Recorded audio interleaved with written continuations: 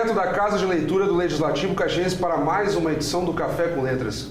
E quem nos brinda com as suas presenças, hoje são duas entrevistadas, são as professoras Ana Maria Paim Camardello e Nilva Lúcia Reck Stedley. Elas são organizadoras da obra, catadores e catadoras de resíduos, prestadores de serviços fundamentais à conservação do meio ambiente. Professoras, é uma honra tê-las conosco aqui no Café com Letras da Câmara. Da mesma forma, é uma honra para nós estarmos aqui. É um prazer, porque é uma obra que nos é muito cara, no sentido de que é uma temática que nós acreditamos ser muito importante que a sociedade tome conhecimento. É usual no noticiário e a própria literatura que se dedica a fazer as pesquisas, é o caso de vocês aqui, enfatizar muito o trabalho em si, do catador de lixo, a importância da coleta seletiva, da preocupação com a chamada sustentabilidade.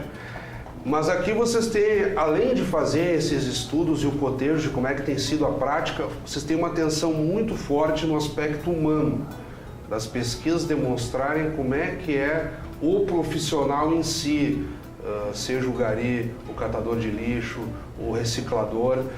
E a propósito, nós temos essas várias nomenclaturas e eu gostaria que vocês já começassem esclarecendo as diferenças dos profissionais que se envolvem com esse trabalho e principalmente esse aspecto humano. Bom, nós tivemos uma preocupação nesse trabalho que é com o catador, com esse profissional que é tão importante para a sociedade e ele tem tido uma invisibilidade no passar dos anos. Agora chamadas estações de reciclagem, né? Isso. Hoje nós já contamos com várias associações de recicladores, né? Que na verdade eles são catadores. O nome profissional que está registrado é catadores e que contabiliza o catador, o separador, o reciclador, o que faz o trabalho de prensa, mas ele é mais conhecido como catador. Sim. E a nossa preocupação é no sentido de que eles tenham uma visibilidade e que essa visibilidade venha a demonstrar a importância do trabalho dele para a sociedade.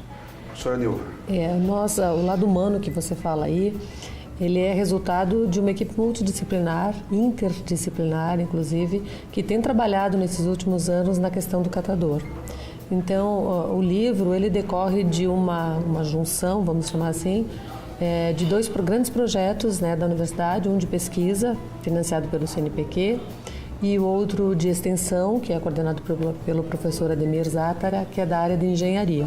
Claro. Então, nós juntamos uma equipe bastante grande e nos preocupamos, sim, com todas as dimensões deste profissional catador, que, como a Ana acaba de falar, ele é invisível à sociedade.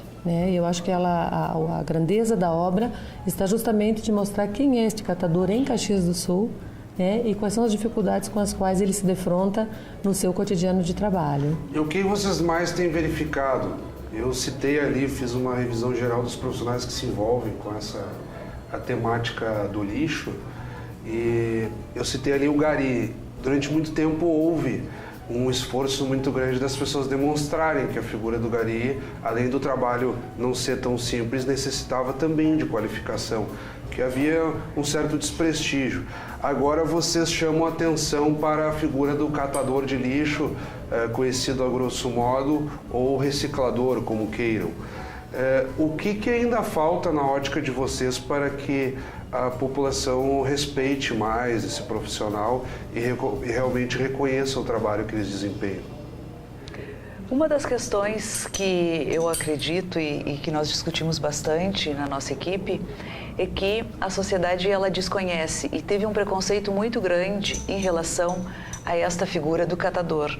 Tem uma entrevista numa pesquisa do IPEA, que faz uma grande pesquisa no Brasil a respeito do trabalho do catador, claro, que uma catadora ela relembra uma história que é a imagem que se tem do catador, que é o homem do saco.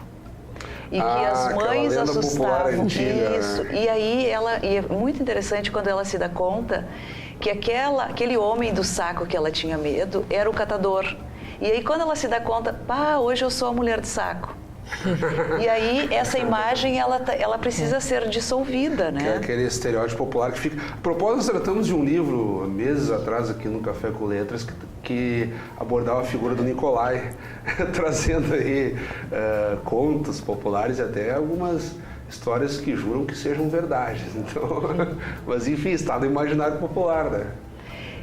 E complementando essa questão da invisibilidade que a sociedade não reconhece, é uma das grandes questões que eles trazem para a dificuldade que eles encontram para realizar o trabalho, que é o preconceito, que as pessoas não gostam, falam mal, e na verdade eles estão fazendo um trabalho que é separar o lixo que nós, enquanto sociedade, produzimos, né?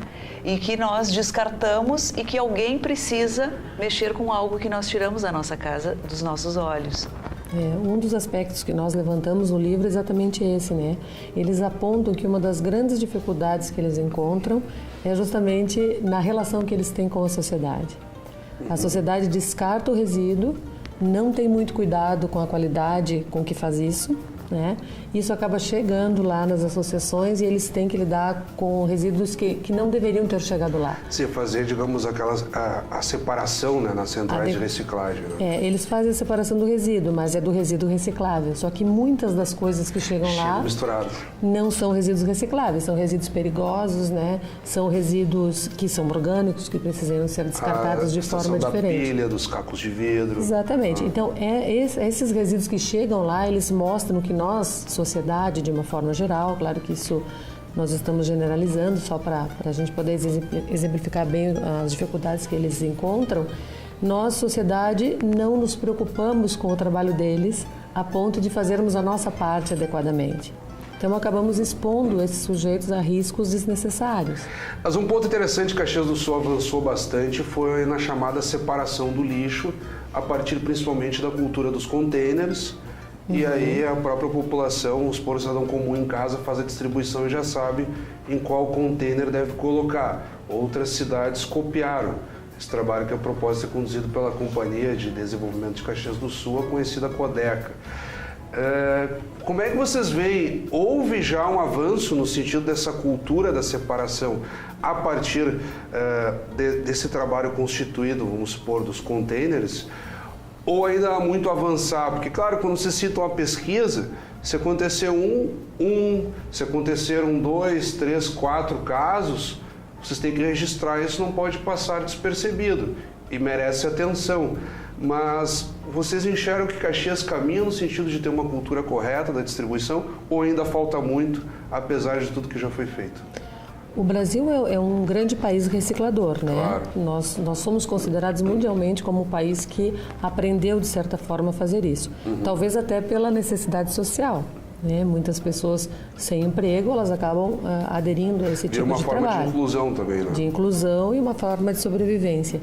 No entanto, os nossos índices, os nossos percentuais de reciclabilidade, eles ainda são muito baixos. Significa que, mesmo que tenhamos avançado, e temos avançado, eu acho que o Brasil está no caminho, né, neste caminho de avançar nessa direção, os nossos percentuais ainda são muito baixos, nós temos muitas coisas a melhorar, muitas coisas ainda a profissionalizar. E Caxias, ela tem se destacado no cenário nacional, sem dúvida nenhuma, mas também tem muito ainda a avançar nessa trajetória, até nós chegarmos a ter, por exemplo, uma reciclabilidade de 90%, 80%, que seria o ideal, né, dos resíduos que são gerados. Então, mesmo que tenhamos avançado, não há dúvida que temos muito ainda a melhorar, um caminho muito longo ainda pela frente. E nessa interdisciplinaridade que vocês constituíram, aí a propósito, nós temos a relação da enfermagem, do serviço social, da engenharia, da arquitetura. Estou citando algumas aqui que me vêm em mente já a partir da leitura dos relatos, enfim, dos artigos que constituem o livro. O que vocês enxergam, assim, de forma de contribuição desses diversos campos do saber para o reciclador lá na ponta? O que impacto esses estudos podem ter, não só junto ao reciclador, mas na conscientização da população de modo geral? Bom, eu vou começar a falar pela área social, né?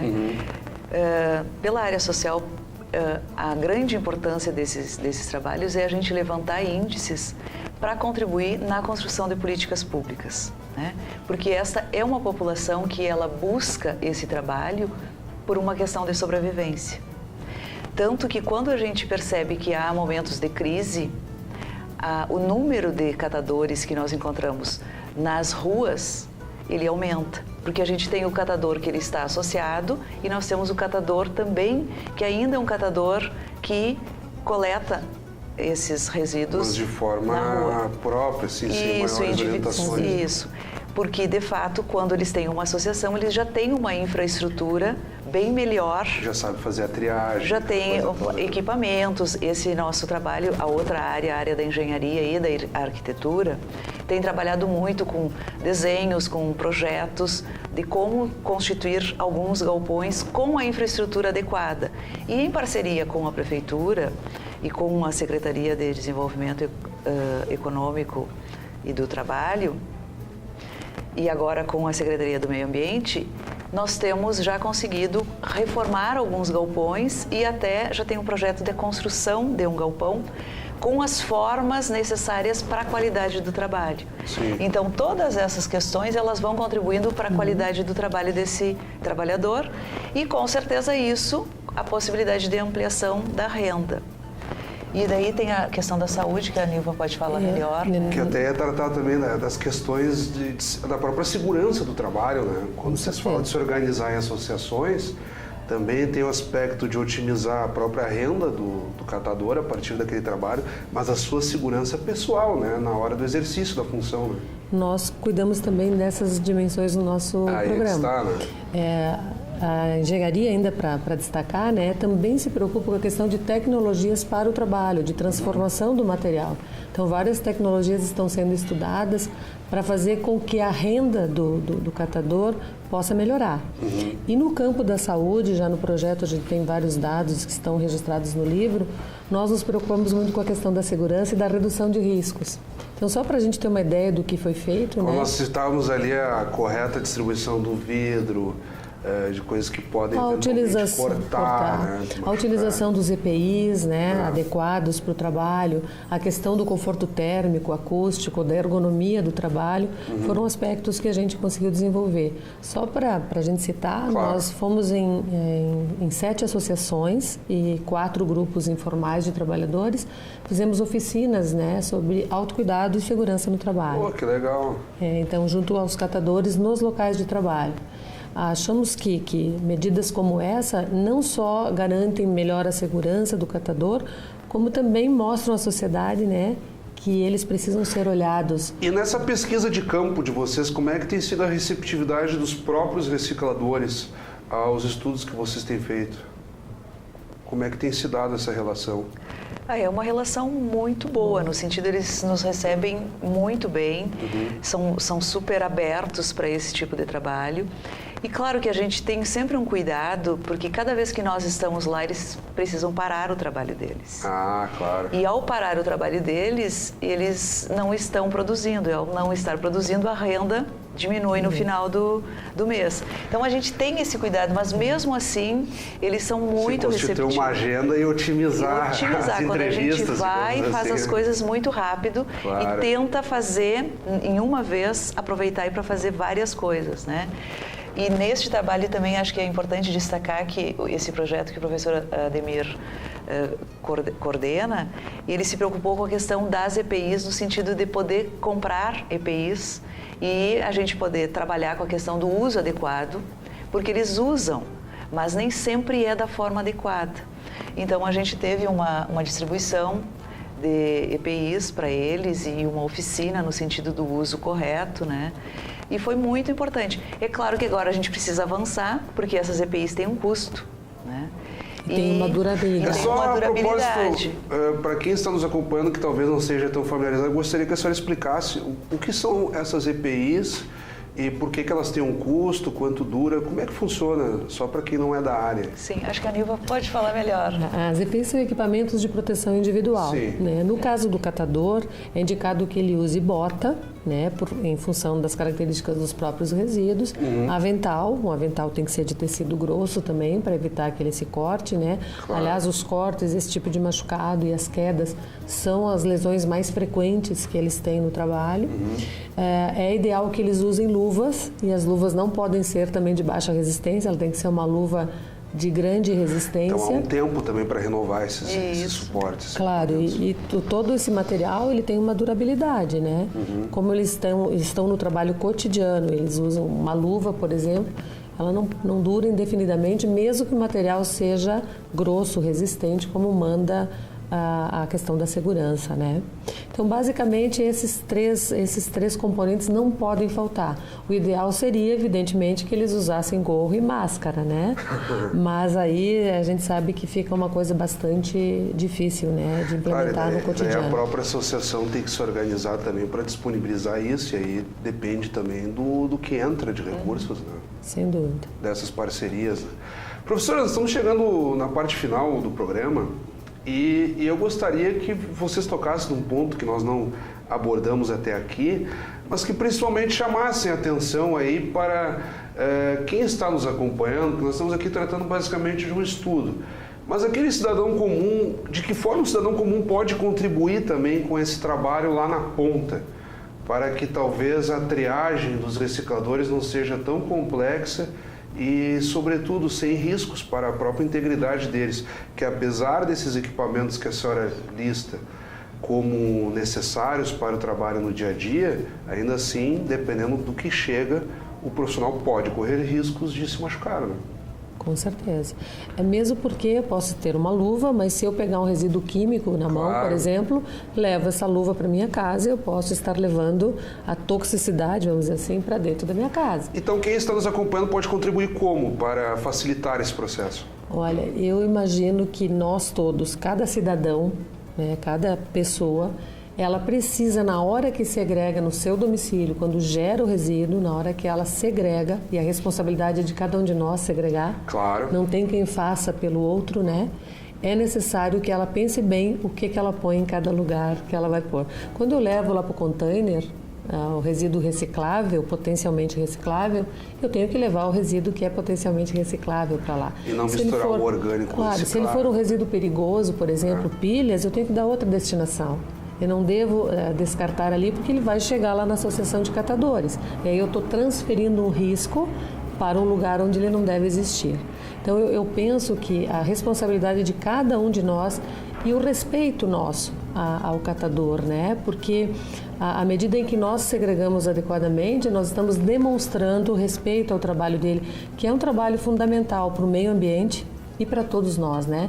Todo resíduo que não para no aterro sanitário, além de diminuir lá o volume do que chega lá, volta ao ciclo produtivo. Isso significa economia para todos nós, né? E preservação dos recursos naturais. Então, essa preservação, a qualidade dessa preservação do meio ambiente, dos recursos naturais, depende diretamente da nossa consciência, da consciência de cada um, de segregar adequadamente, de fazer a sua parte, né? E de valorizar o trabalho desse profissional que nos traz tantos benefícios, né? Professora. Eu diria, complementando, concordo com o que a professora Nilva coloca, e complementaria no sentido de que a gente possa ver nesse catador um cidadão como qualquer um de nós e que está fazendo um trabalho importantíssimo, e que o trabalho dele de ser catador, ele não desmerece em nada, e que ele é uma pessoa que sente, que sofre com o preconceito, que ele se sente excluído, e ele está buscando a sobrevivência dele, no sentido mais também do catador esse que está na rua, né? Ele é uma pessoa que está buscando sobreviver. E ele merece respeito como qualquer cidadão. E se a gente pensa na grandiosidade do trabalho dele, ele merece ainda mais o nosso respeito, porque ele está cuidando desse ambiente que todos nós vivemos. Olha, eu quero agradecer imensamente a vocês, fica essa dica aí. De fato, né, as pessoas também podem contribuir mais e não tipo assim, descartei meu lixo, então agora que fique lá a critério da Codeca, dos catadores. Não, acho que o cidadão também pode contribuir e facilitar essa cadeia toda. Eu imagino que, última análise, é o objetivo maior de vocês aqui com esse livro. Mais uma vez, eu agradeço a vocês. Muito obrigado. É uma satisfação. Agradecemos a oportunidade de estar trazendo esse conhecimento que é bastante importante. Então, mais uma vez, reforço o agradecimento e reforço a dica também. O livro Catadores e Catadoras de Resíduos, essa obra recém-lançada aqui em Caxias do Sul e organizada pelas professoras da UCS, da Universidade de Caxias do Sul, Ana Maria Paim Camardello e Nilva Lúcia Rex Tedgeri. E como sempre também convidamos a todos que continuem acompanhando a nossa programação. Até o nosso próximo encontro.